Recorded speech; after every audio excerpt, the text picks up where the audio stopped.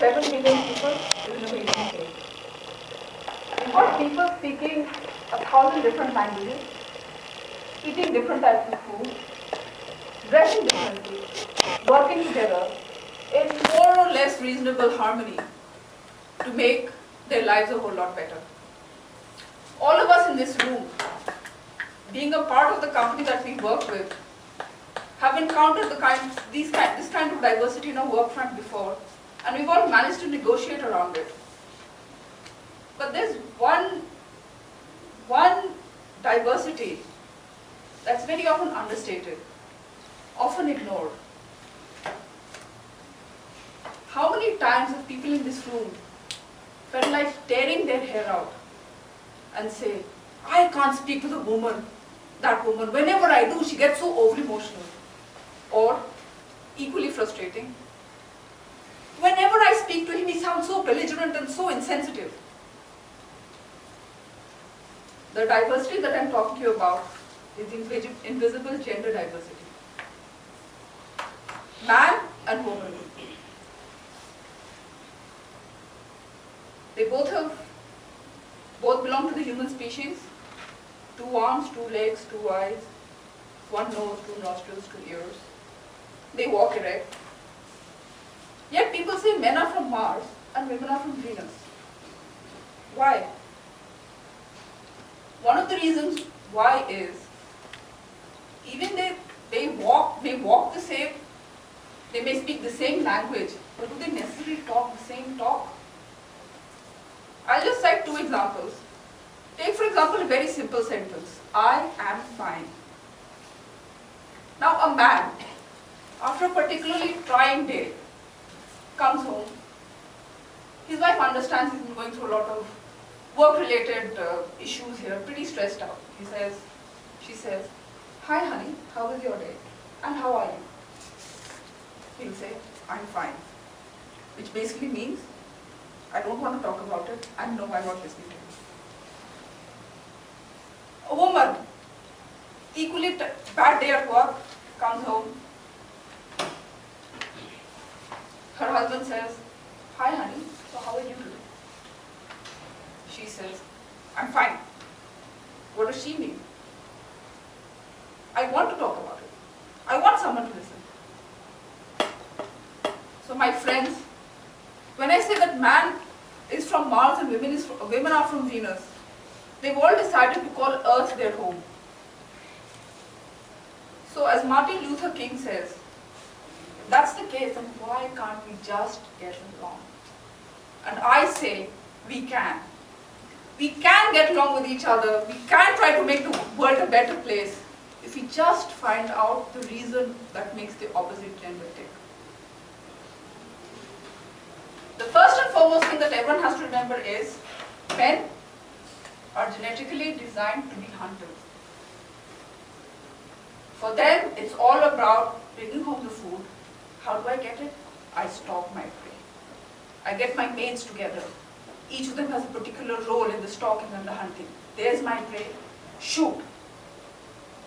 If I shoot and I hit it, we celebrate, move on to the next prey. If I miss, no point bothering about spilled milk, I move on to the next prey. So a man's sense of belief comes from what? It comes from the end results that he can achieve. Women, on the other hand, are genetically designed to be, any guesses? Emotional caretakers. No, they're genetically designed to be shoppers. You don't see women gathering in groups and saying, okay, that's the black dress. You stay away. Make sure that no one approaches with a street food trade. You make sure that you catch the attention of the shopkeeper. It's not that. If a group of women do go shopping, it won't be in a huge group of about 15. It will probably be 3 or 4 at the most. And it's not about black dress. Black dress is just an excuse.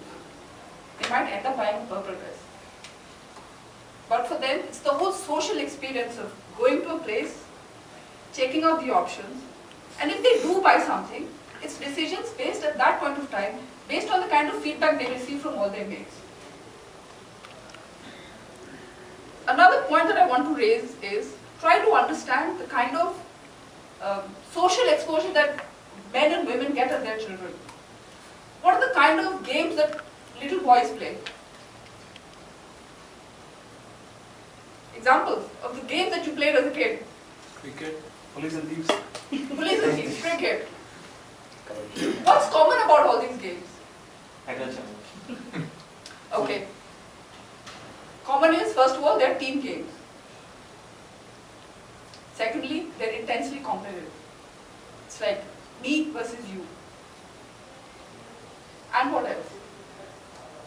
Everyone in that team has a role. So men's games are typically hierarchy oriented, or I should say boys' games are typically hierarchy oriented. So you've got a team has a captain, captains issue orders to different players have their own positions in the either football field, cricket ground, or even if you're playing cops and robbers. So what's the net learning that men get? One, they relate through conflict. If I don't want to lose, I'm hell-bent on making sure that you lose. For them, it's the situation that they deal with is more of I win, you lose situation. What else do they learn? The message is re-emphasized that it's all about winning. The end result is what matters, not how you get there. Another thing that they learn is, okay, once the game is over, the game is over. Let's all become friends again and go for lunch.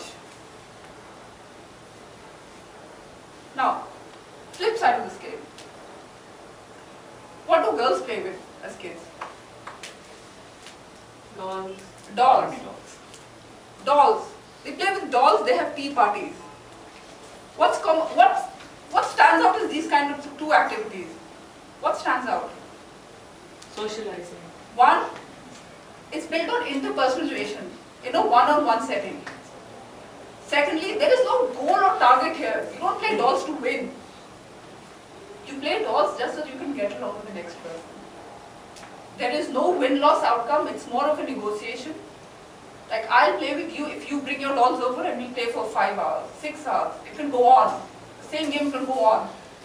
There's no end to the game unless, of course, you fight with the girl who's visiting you. So what do women learn from their games? They learn relationship management. They learn to deal with situations of a win-win outcome. And they focus on the process, not the end result.